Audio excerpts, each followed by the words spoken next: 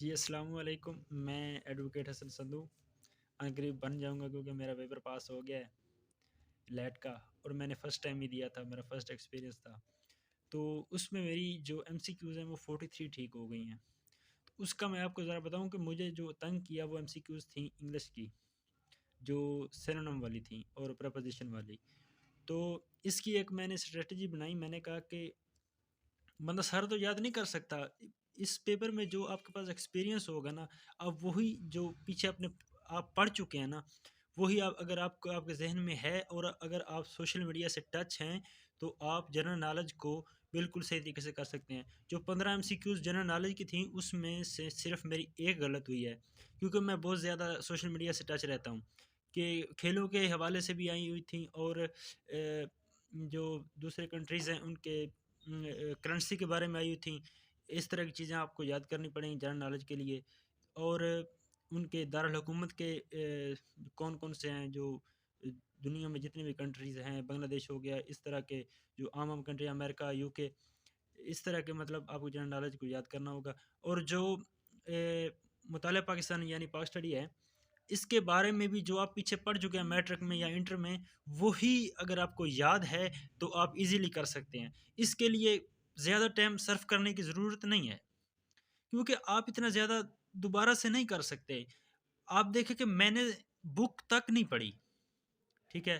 तो फिर भी मैं एमसीक्यूज़ में से 43 जो है ना, ले चुका हूँ और 25 नंबर का जो है अपना एक मज़मून था और साथ में पर्सनल स्टेटमेंट थी। पर्सनल स्टेटमेंट कुछ लोग बहुत ज़्यादा गलत लिखते हैं। उन्होंने एक राय दी होती है, उस राय के हिसाब से चलना होता है। जैसे मेरे पेपर में आया था कि आपने ज़िंदगी में कभी किसी की मदद की हो, कोई ऐसा वाक़या लिखें। तो मैंने अपने से बना के लिख दिया, आप भी अपने से इस तरह का बनाएँ कि इंप्रेशन उसका सही पड़े। मतलब उस सच शो हो, दूसरे को पता चले कि इसने मतलब सही लिखा हुआ है, ये अपनी आप बीती ही लिख रहा है। इस तरह का यानी एक मुकालमा ही होता है जो अब हम पीछे मैट्रिक में और इंटर में पढ़ के आए हैं, मुकालमे वगैरह वही होता है। तो ये बहुत आसान होता है, अगर आप इसे आसान बनाएँगे तो आसान होगा, क्योंकि बहुत से स्टूडेंट्स भी जो अकेडमी में भी करते रहते हैं इसकी प्रिपरेशन। लेकिन इसके लिए मैं आपको बताता चलूँ कि मैंने एक लफ्ज़ तक नहीं देखा, सिर्फ़ एक वीडियो यूट्यूब से देखी थी, वो 2 मिनट की थी शायद, किसी ने मुझे भेजी थी वो भी, मैंने खुद सर्च करके नहीं देखी, ठीक है? और ऐसे ही मैं चला गया हूँ और मैंने पूरे कॉन्फिडेंस के साथ पेपर जब मुझे मिला है, तो मैंने उसको और मैंने कोई मरोड़ी नहीं छोड़ी, जैसे ही करता क्यों एक साइड से। मैंने कहा बाद में कौन-सा मुझे आ जानी है, ठीक है? जो कुछ पहले आता है वो करते जाएँ, ठीक है? और आपको एक मैं चीज़ बताता चलूँ कि जो मैंने इंग्लिश की एमसीक्यूज़ किए हैं, जो पीछे फ़िक्रा लिखा होता था ना, मतलब जो लाइन, मैं उसके हिसाब से देखता था कि इसका सिनोनिम क्या होगा, क्योंकि उन्होंने लफ्ज़ बहुत ही मुश्किल और टफ़ दिए हुए थे। आप खुद से नहीं कर सकते कि इसका सिनोनिम क्या है। तो आप पीछे से जब फ़िक्रा पढ़ेंगे, तो आपको 100% तो नहीं, 95% 90% आपको उससे अंदाज़ा हो जाता है कि इसका जो है ना कौन-सा जवाब है। तो कुछ बंदे को खुद भी पता चल जाता है। बाकी अगर ना आए तो फिर तुक्का तो है ना।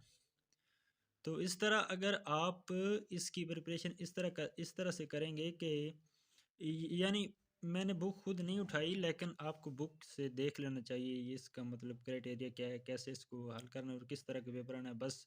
बाकी जो आप अगर ज़्यादा सोशल मीडिया से टच हैं तो आप जनरल नॉलेज कर जाएंगे, आप मुतरबक्सन कर जाएंगे, आप इस्लामियत कर जाएंगे, अगर आपको इस्लामी थोड़ा सा है मतलब आपके पास नॉलेज, तो इस्लामियत भी हो जाएगी, उर्दू भी हो जाएगी।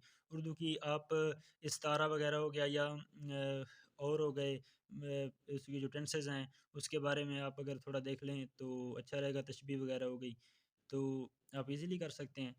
तो अल्हम्दुलिल्लाह मैं तो 43 मार्क्स आ गए हैं इसमें से, अपना